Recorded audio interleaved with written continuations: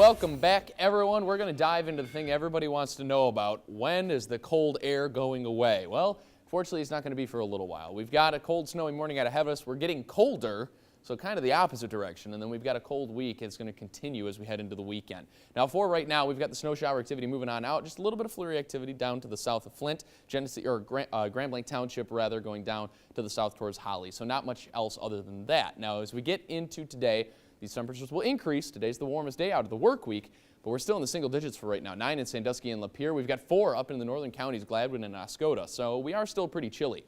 With those single digits comes wind chills that are down in the negatives, except for 3 spots now. 9 in Sandusky, 1 in Lapeer, 0 in Grand Blanc for your wind chills. So not too bad as we get into the early morning hours. 18 degrees for your high across the southern counties. We're going to get breezy later, and we're going to have gusts later up to about 20 miles per hour. And that means our wind chills are going to die very quickly. And as we get into tonight, they're going to be the same thing. 16 degrees for your high across the Tri-Cities and the Thumb.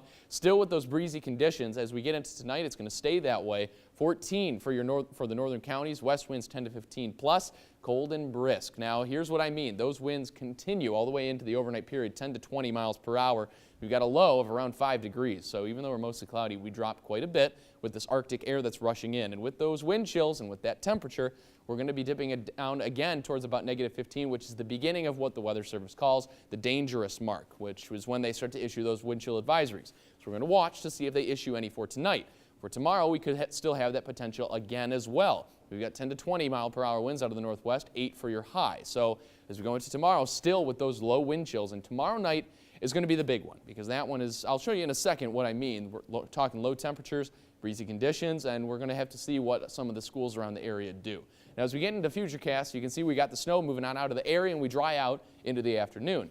Now, for tonight, we get another system that kind of comes on in. It's going to bring some light snow shower activity, mainly just some flurries. Maybe get about a dusting of snow focused on the Thumb and up into the Tri-Cities. Do not trust that magenta color, not at all. We are too cold for that. And as we get into tomorrow and into tomorrow afternoon, we should die down all over again.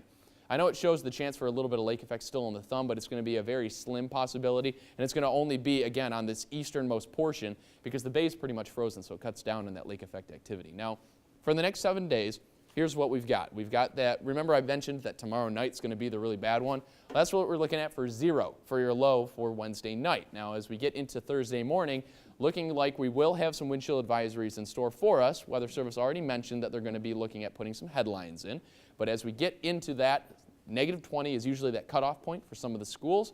We'll see what happens with those wind chills. So stick with us. We'll keep you updated, especially on Thursday morning. Now, as we get into Friday night, we're cool again, but Thursday night is another inch of snow most likely. And the weekend, at the end of the weekend, as we start next week, looks like is when we're going to kind of start picking up a little bit, but really not by a lot. But 23 degrees, though, Joel, Kristen, that looks pretty balmy compared to what we've been getting for the past couple days.